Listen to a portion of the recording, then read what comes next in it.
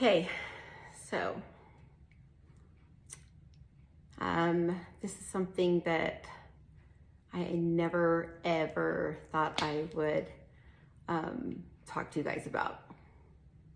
I'm not gonna lie, I would rather talk to you about making beds and exercising and eating clean and how to dye your eyebrows, but I truly believe that God laid this challenge before me so I could help some of you guys. And I would be lying if I said I didn't think about not sharing it, because it's embarrassing and it's kind of something that it seems like nobody else has had a problem with. And I'm not gonna lie, like I full on thought that I had mastered parenting. I was like, I'm a freaking badass, man. I got a kid in the NFL. My daughter was a professional dancer. She's killing it in school. She's married, she's happy. I have 3 more kids that are on their way to being college athletes. They got scholarships, they all have great grades, they're great kids. And I got this little baby girl that I prayed and prayed and prayed for. And we have always been best friends. And in fact, we would call each other BFF, very best friend forever. And then all of a sudden, like, she didn't really like me anymore. She was always grumpy. She always looked sad. She always didn't really want to be around us. And to be honest, I just thought, she's 13. Damn, those teenage girl years. They're so dramatic and they're so emotional, and she's gonna grow out of it. She's gonna be totally fine. Everything's gonna be fine. And we just went about our business, and her grades started to drop.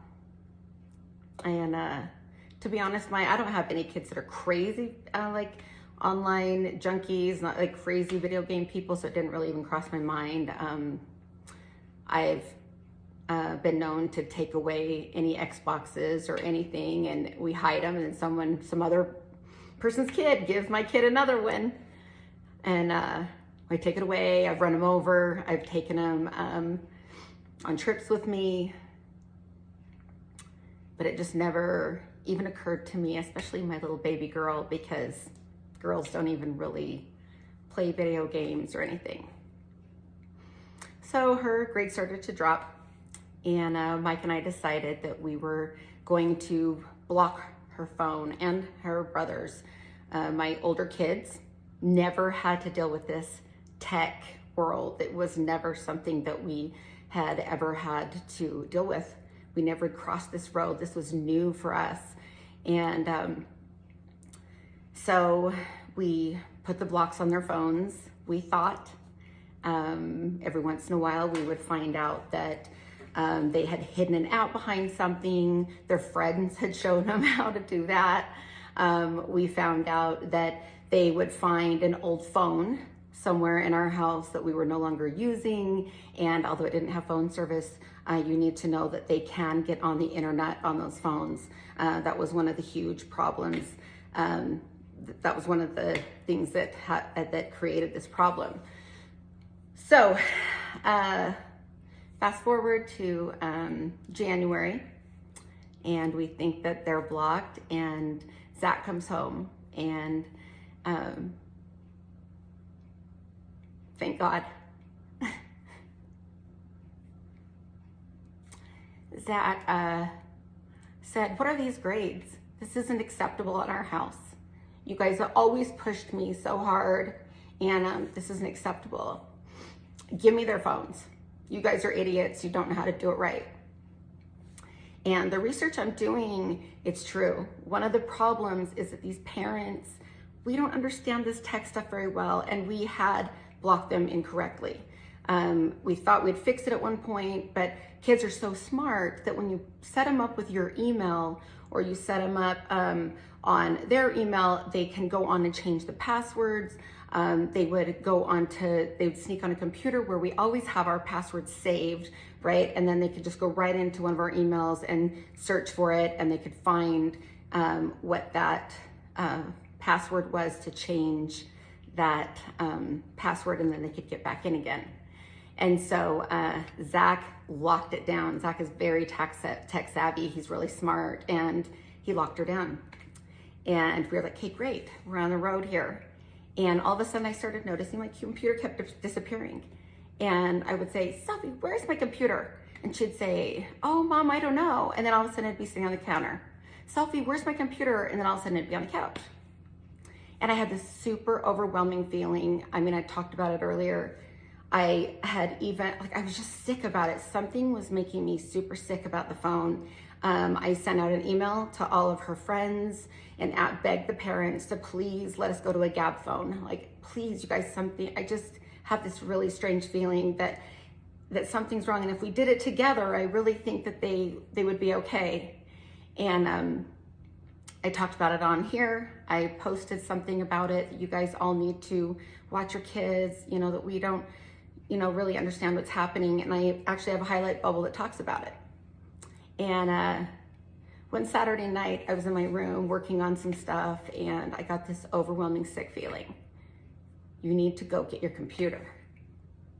And I went and got my computer, and I checked the history, and she had been chatting with a certain account that was not anyone that I would ever want my child to be speaking to.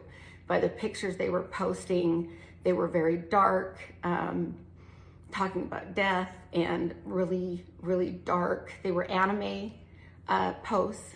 If your children are into anime, go look up anime obsession. It is a real thing, and it is so frightening. It's a real thing. Like, kids sometimes need, in China and in Japan, they'll put them in camps to get them over this anime obsession, and it changes the wiring in their brain. So she had managed to get on something and delete the account. And I believe that we have connections with people, and we cross paths for a reason. And that day I'd gone to visit a friend, and later in that day I had mentioned something in my class about it, and one more time in another class.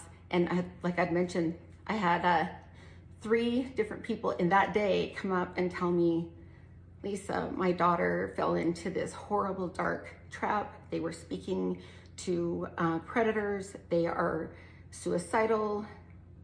Lisa, it's bigger than you think. And I wanted so bad to believe. She told me she was chatting with a little girl that was 11. And I think that's where most moms stop, because that's what you want it to be, right? Oh, okay, she was just chatting with an 11-year-old girl, and we're gonna stop her right here. It's not gonna happen anymore. And because I spoke to those people that day, I did not give up. And I searched and searched and searched, and I found, this is what you guys don't understand. I've been getting tons of messages saying, oh, I checked their account. I checked their messages. They are setting up fake accounts, you guys. They're setting up fake emails. They're setting up fake TikToks. They're setting up fake Roblox. You don't even know these accounts exist. Okay, so this isn't just checking. I checked the one with her name on it too, and there was nothing there. So to kind of give you an idea how this transpired, because believe me, I was like, I need answers. I need to understand how this happened. I raised my daughter different than this. I raised you better than this, Soph. And you guys, we sat down, we watched all the movies. We watched all the Dateline specials about online predators. And she was scared, and she was like, Mommy, that's so scary. And I'm like, Soph, it's like, they're out there. Please be careful. And I thought I'd done all the things. I thought I'd warned her. And then she's playing Roblox. which I've talked to you guys about Roblox, and I think what's bothering me is I'm getting all different kinds of messages. I'm getting messages from just so heartfelt, praying for you, praying for Sophie. Thank you. And then I'm also getting messages from parents that are like, my kid is on lockdown and I'm trying so hard and it's so frustrating because their friends aren't. And my kid is so mad at me and hates me, and they tell me I'm the only one that doesn't have social media. And you guys, that's not fair to those parents. They are trying to save their kid. They're trying to save your kid. And then there's these parents that are in denial. You're in denial. I hate to tell you that I was in denial, okay?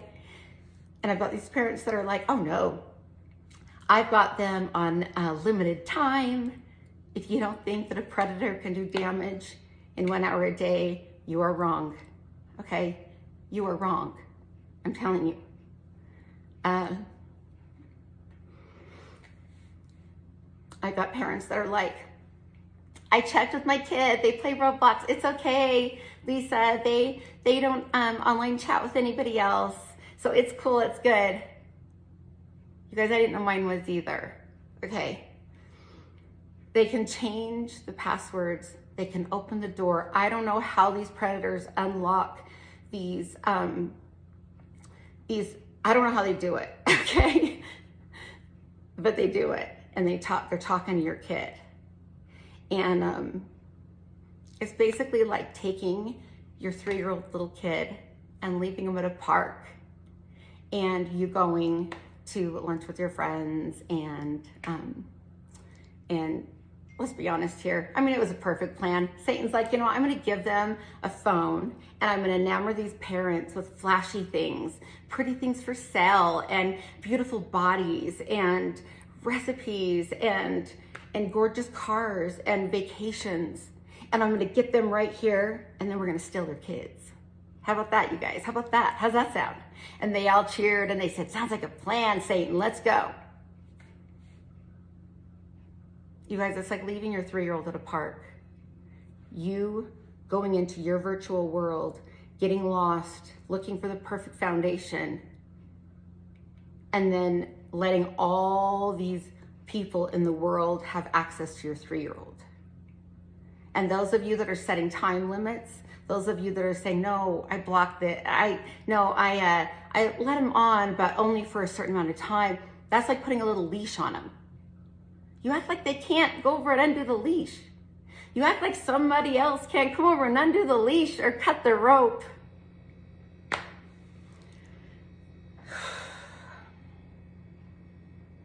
You guys, you need to take back your title as parent. You need to take back your power as their mother. You're in charge of these beautiful babies. And I failed horribly because this is a new world that I don't understand. So he led her, first of all, I should say, on Roblox, he posed as a boy her age. So she thought she was getting on Roblox, she's playing with this fun kid, he was really charismatic. She'd say, Mom, he was so nice in the beginning. He was so nice. Now think about it, the real world is so much harder, right? You go out in the real world. Sorry, I need a drink, 1 sec. All right, so, real world is hard, you guys, right? You have to make friends, you have to be brave, you're in junior high, you have to go up and talk to somebody, and there's a little bit of drama, and you have to have cute hair, and you have to wear the greatest jeans, you have to wear the coolest dunks, right? Real life is kind of hard, and it's even harder now because these poor kids, they're like going online, you know, they're going on their phones, they're texting their friends, and they don't text back. And then they go and they look on TikTok and their friends are all over at someone else's house making a TikTok together. It is a really hard time for these kids to grow up and try to survive. And so what happens is they go on this game, and here's this kid. He's always there. Isn't that weird? He's always there, just ready to play with you and to tell you how smart you are and to tell you how great you are and to tell you that you have a great personality and he loves talking to you. And then, guess what the sneaky asshole did? He introduced her to some friends. This is my friend, she's 11. She's an 11-year-old little girl. I'm not gonna say their names because we're gonna find this asshole. And so then she felt comfortable. Here's a kid her age, there's a little girl that's 11, here's another one that's just 14. And then they introduced her to another one. Okay, this kid, he says he's 15, and they're all just friends. And it doesn't matter what you look like, you can have big baggy sweats on, you have to brush your teeth, you can put your hair in a ponytail, and everyone thinks you're great.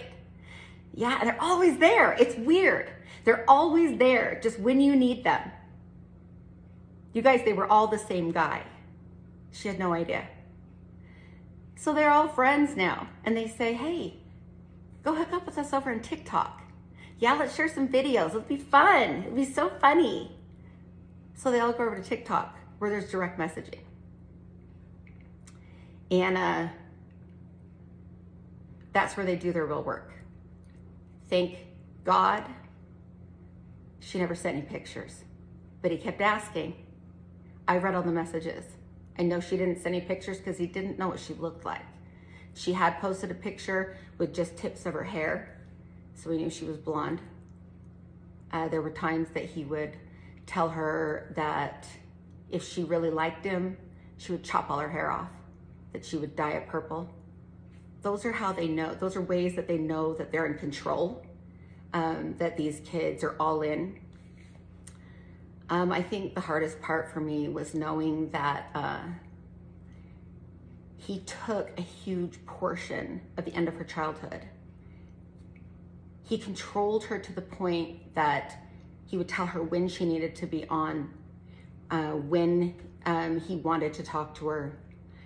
He used the other people, which were him, against her. One would write him and say, because you were not nice to him, because you didn't do this for him, he tried to kill himself. Can you imagine? She was 13, she's 13. Can you imagine the weight of the world? Somebody else has tried to kill themselves because you didn't do what they said.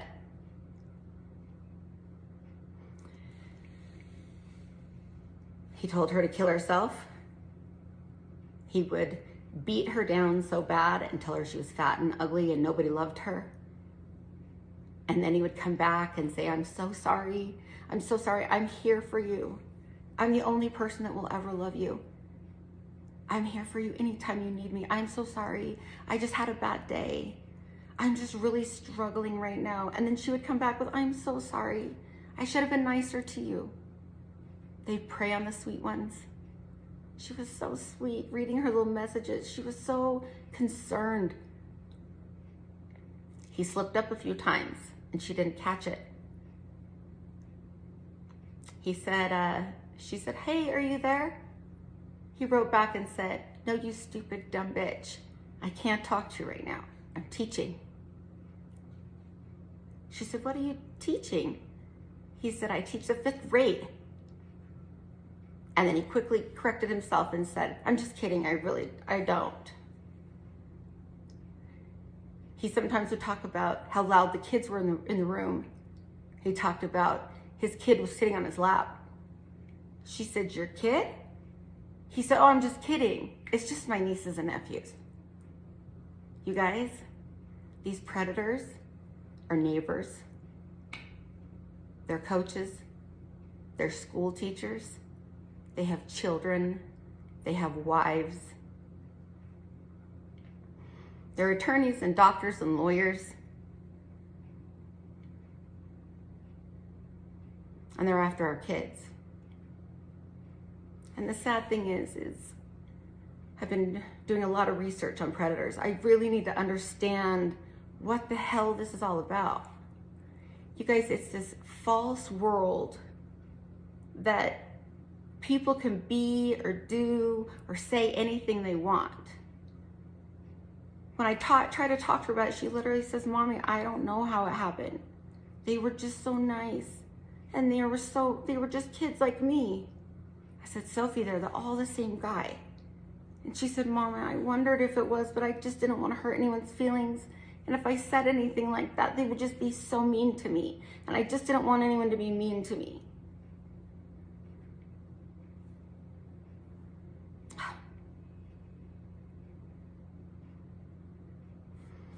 My heart just aches. She was carrying the world on her shoulders, and she was scared and she didn't know what to do. She didn't want this person to kill himself if she cut ties with him, but she couldn't tell me because she didn't know what to say. Let's look at the other side. These little kids are being exposed to pornography. I've had all these moms writing me the saddest stories, you guys. These kids are going through links on Roblox. Do you know that Roblox, you guys that all think you're so smart and just put blocks and limit the time, do you know they have sex rooms? Do you know that they have gang rapes in the park? That is nothing that a little child brain should be exposed to. And this damn game is rated like 6 to 18. And they have gang rapes? What the hell is going on? You are little innocent babies are looking at that. And then these kids can click on links and go to porn sites, just like that. I have a mom that accidentally left her computer open. Her 7-year-old has been looking at porn since he was 7. He's so horribly addicted now. At 17, they don't know what to do because it increases, it gets more vile, it gets more abusive because their little brains are in this false world. And what started as normal porn, which is disgusting as it is, they need more and they need more and they need more. And that's how they end up watching underage porn. They need to feed the addiction, so they end up watching younger porn and younger porn. You guys, it's gonna affect them the rest of their lives. They'll never have a normal relationship. Thank God I caught her at a point where she's rebounding really quick. I laid the rules. I said, this is the way it's gonna be if you're gonna live here. And she cries and she cries and she really had no idea what was happening. They're very manipulative. They're very controlling. Once they connect with them, your child does not have a chance. They do not have a chance. 1 in 7 children are being groomed right this second. Right this second. Is it worth it to you to put limited time, just a little bit? Just a little bit. I want my kid to like me. All the other moms are doing it. You know what also sucks? Is there's these parents that are trying so damn hard to let them hold on to their youth. They're trying so hard to shut them down. And then they all go to the other parents' houses and they all get online. You know how many messages I got from young kids that were like, I'm 23 now. And my parents had me on lockdown. They just loved me. They wanted to take care of me. And I just thought I was so damn smart. I just went over to the neighbors and we all watched porn together. We all chatted with people that we had no business chatting with. My parents were just trying to take care of me. And I saw things that I should have never seen. Do you want to be the parent that freaking lets all the damn neighbors come over and watch porn and talk to predators? You guys, we have to do this together. We are all in this together. It can't just be a select parent, like 5 parents in the whole damn school. We all have to do it together. So I think we should start a movement. I think we need to come up with some rules. I don't think you realize Kids are like, independence. I want my independence. Our parents are writing me and go, but my kids want to feel independent. They want to be able to make choices on their own. This is not a place for them to learn independence, okay? It's not that I don't trust my kids. I don't trust Satan. I don't trust these men. There's women out there too that are after my kids, you guys. They're after your children. This is not the place to let them learn independence. Make them make their own damn lunch, okay? Stop calling the school and changing their school teachers. Make them deal with real life problems. That's where independence comes from. Not letting them into dark spaces that they do not have the mental capacity to control. So I'm going to be writing up some checkpoints that I think are really, really important. And I would love you guys to join me. And I hope it goes viral, and I hope that we save our kids. And I hope it becomes super cool to be the mean mom. Mean moms just love their kids. So I'm gonna put some little points. I need to think through them a little bit. Number one, stop having your phones during family time. Put them away. It's not fair to the two little ones. I've got college kids. I cannot tell them they can't have their phone. I'm sure as hell gonna tell them they can't have them at my dinner table. I'm sure as hell gonna tell them they can't have them when we're playing cards and we're hanging out. It's not fair to the two that are still going through some stuff. Blocking out all social media. Your kids should have nothing on their phone but a camera, music, calling, and text. And you know what? If you have a kid that's being bullied, for hell's sakes, take away their text. Pay attention. I pick up her phone all day long, read all the texts. I coach her through things. Honey, you shouldn't have said that. Baby, don't use that word. Bro. Stop using the word bro, for hell's sakes. You're a beautiful little girl. Don't call people bro. Okay, Mom. God gave me this beautiful girl, and I let her down because she was grumpy and I didn't want to deal with it. Oh, I'd do anything to go back. I'd do anything to go back. To be a little meaner, to hold her a little tighter. When she's home, I'm never on my phone. It is always in my purse. That's where I've been, because she needs her mother. And for the first time in about 9 months, I've seen my little girl laugh and smile a lot. And there's been a couple times she's broken down and been like, "Oh, this is boring, I hate golfing. The boys are golfing." And I say, you know what? Listen to me. There's two ways you can look at life. Yeah, I hate golfing. Or you can look at it like, wow, I'm here, the sky is beautiful, it's 73 degrees, I have awesome brothers that love me, and a mom that just wants to hug the shit out of me. So we're working on some things. She's gonna be okay. She's gonna be okay. The other things you need to pay attention to where your teenagers are gonna get in trouble, and I got lots of messages about this. People asking your teenage children for nudes. On Instagram, especially. I'm gonna send you some too. They send them back. And then they come back and they say, send me 10 grand, or I'm gonna send it to your whole school.